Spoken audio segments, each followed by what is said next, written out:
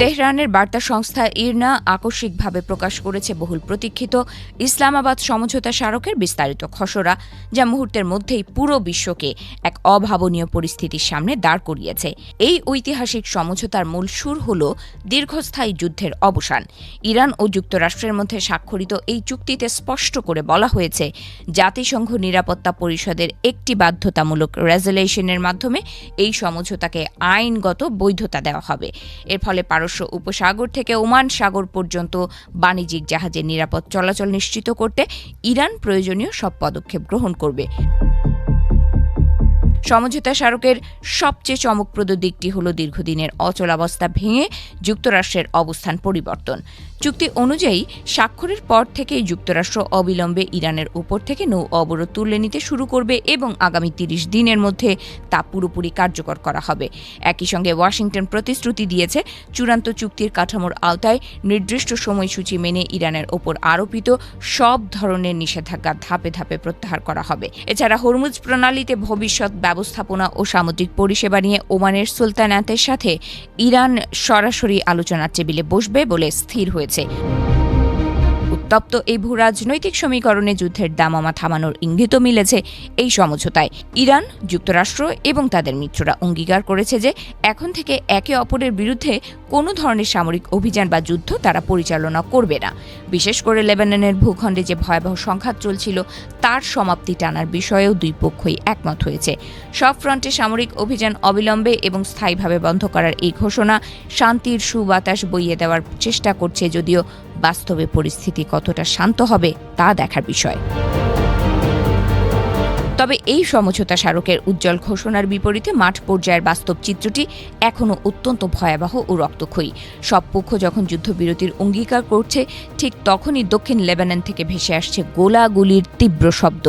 সর্বশেষ তথ্য অনুযায়ী লেবাননের ভেতরে ইসরায়েলি বাহিনীর সাথে সংঘর্ষে একজন ইসরায়েলি সেনা নিহত হয়েছেন এবং অন্তত আরও 11 জন সেনা আহত হয়েছে। এদের মধ্যে কয়েকজনের অবস্থা এতটাই আশঙ্কাজনক যে তাদের বেঁচে থাকা নিয়ে সংশয় প্রকাশ করেছে খোদ ইসরায়েলি গণমাধ্যম।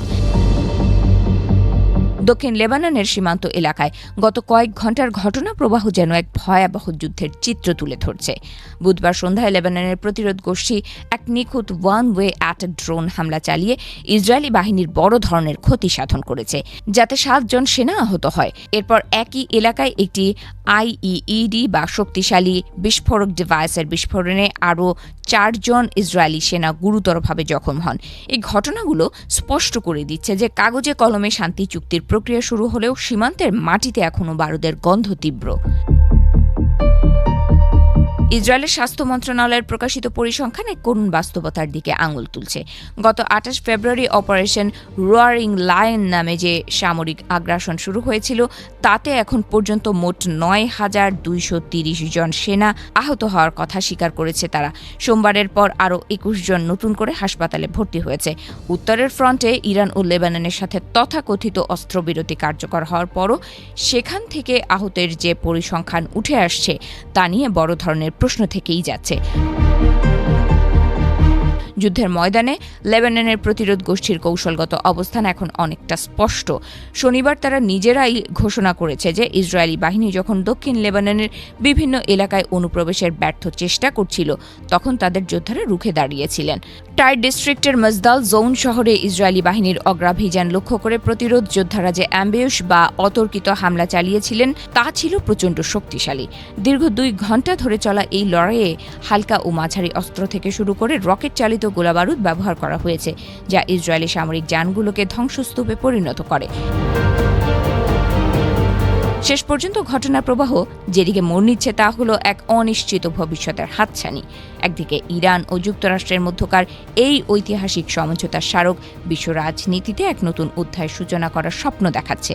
অন্যদিকে লেবাননের মাটিতে প্রতিনিয়ত ঝরছে রক্ত। একদিকে শান্তি আলোচনার আনুষ্ঠানিক টেবিলে স্বাক্ষর, আর অন্য পাশে রকেট ও ড্রোন হামলার গর্জন। এই বৈপরীত্যের মধ্যেই আটকে আছে মধ্যপ্রাচ্যের ভাগ্য।